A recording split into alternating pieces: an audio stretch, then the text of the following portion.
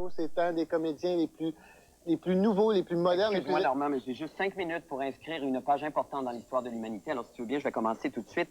Je voulais d'abord te dire, Normand, que même si tu occupes un des plus bas échelons dans l'échelle alimentaire, ta présence grandit tous ceux et celles qui travaillent avec toi.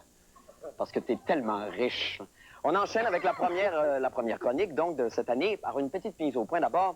L'été dernier, on s'en souviendra peut-être ici même à Bois-et-Chaud, j'ai prêté ma voix au credo de la vie au grand air. À l'automne, question d'achever mon œuvre, j'ai participé à de nombreux colloques ainsi qu'à plusieurs méchouis. J'ai même fait une représentation spéciale à Chandler où je présentais moi-même un diaporama tout à fait génial sur les parties génitales de mon corps qui ont été en contact avec la faune et la flore.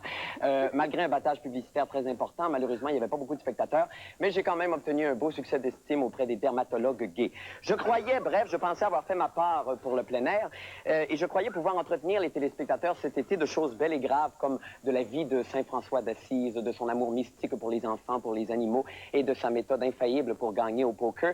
Mais j'avais tort, malheureusement, parce que le monde n'est pas prêt pour entendre parler de choses belles et graves. Les hommes normands préfèrent nager dans l'illusion du bonheur en se construisant des cathédrales de patates pilées et en vivant d'expédients dans les sous-sols finis des bungalows de leur médiocrité. Les hommes sont très futiles, Normand.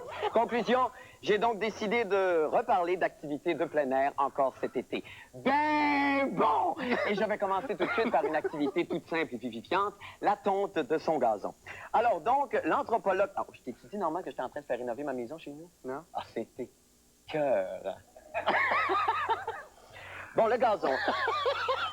L'anthropologue Margaret Mead... Alors, la cuisine, Normand, ça n'a pas de bon sens. Ma blonde a fait installer un petit évier en aluminium brossé allemand avec un bec en coup de cygne comme ça. Juste une champure d'eau froide pour quand les enfants veulent rentrer dehors, veulent juste prendre un verre d'eau puis retourner. C'est juste à côté de la porte patio.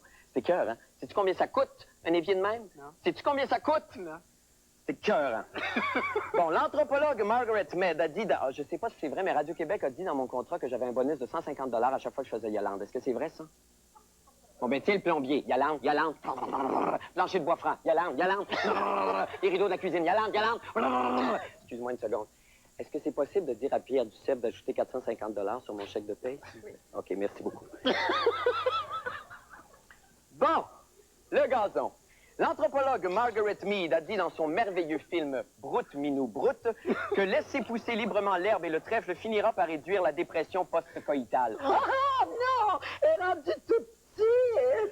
À mon avis, il faut être franchement épaisse pour écrire des choses comme ça, parce que tous les hommes évolués, les âmes sensibles d'aujourd'hui savent très bien que quiconque laisse pousser librement le trèfle et l'herbe chez lui contribue au déséquilibre chaotique du monde et contribue à sa perte. Et pour bien vous faire comprendre cette notion que je viens d'énoncer, Normand et moi avons préparé une petite démonstration. Est-ce que ça te dérange, Normand, de te prêter à ça? Non. Ça sera pas très long. Alors voici, supposons. Bon, supposons, petit A, un arbre. Normand, toi, tu vas faire l'arbre, okay. C'est correct. Petit B, un tondeur de gazon. Alors, pour raser ma pelouse, j'effectue autour de l'arbre un mouvement circulaire, girontoire ou ellipsoïdal, si on le veut bien. Mais ça, Normand serait une vulgaire roche que ça serait la même affaire. Et c'est pas grave. Tant que j'effectue mon geste avec grâce et volupté, tout va bien. Mon contact avec la verdure, même si une Taureau 515 m'en sépare, est régénérateur de vie. Remarquez que si je portais une toge et que je me mettais à dire les derniers vers assez cochons du personnage de Marguerite dans l'opéra Faust de Goethe qui dit « Je connais un petit bois qui embaume la myrte et la rose, où tu pénètres quand la nuit est close. » As-tu compris ce que je viens de dire, non? Oui. Tu comprends ce que ça veut dire? Oui, oui. OK. C'est cochon. Oui.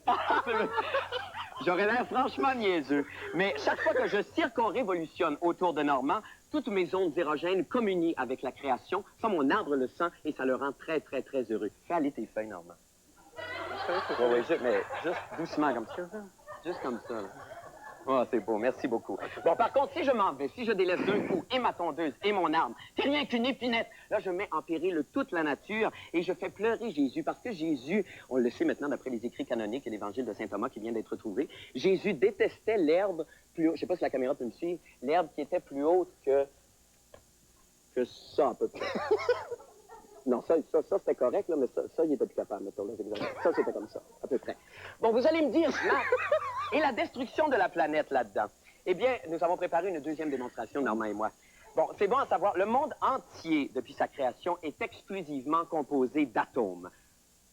Quoique pour ce qui est de Normand, c'est un peu moins sûr, là, mais un atome est constitué d'un noyau, Normand, tu vas faire le noyau, ça te dérange pas? OK. Et d'au moins un ou plusieurs électrons. Moi, je vais faire un électron, OK?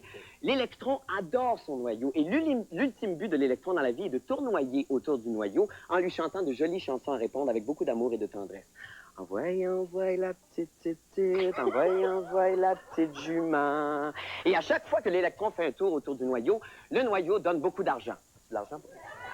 Merci beaucoup. Tant que la ronde de l'électron autour de son noyau bien-aimé continue, tout va bien. Envoie la petite, envoie la petite jument. As-tu de l'argent pour moi? J'en ai plus. T'as pas de chèque? Non, j'ai pas ça. T'as pas de carte, t'as pas de change, t'as rien. Bon, si le noyau ne paye pas l'électron se fâche. Il dit, je t'aime plus, t'es brun, brun. Et ça, mesdames et messieurs, c'est la fission nucléaire. La fission nucléaire, c'est ce qui fait exploser les bombes atomiques. Et ça, mesdames et messieurs, c'est extrêmement désagréable. Alors voilà pourquoi la tonte de son gazon, on peut se rasseoir normalement, voilà pourquoi la tonte de son gazon préserve l'humanité des pires fléaux, tels que la guerre, les dictateurs et de Nicole Germain, parce que, en passant sa tondeuse, nous reproduisons l'organisation interne de l'atome et nous poursuivons l'œuvre du grand créateur qui a créé l'univers. Maintenant, pour terminer, j'aimerais, Normand, que tout le monde à la maison se lève debout et que se prenne par la main et que nous fassions une grande ronde autour de Normand pour le célébrer. Et c'est une petite chanson que je vais dédier à Normand et à tous les gens de sa couleur. Daniel, ça va? Oh yeah! Come on! Picking up corn, sweating all day long. The white man knew us wrong. Oh yeah! Jesus is back. They say he's gonna come back. Say he's gonna save us. But I can't give it down. Oh, come on! Jesus is back. They say he's gonna come back. Say he's gonna save us. But I don't give it down. Oh, Jesus is back. So, back.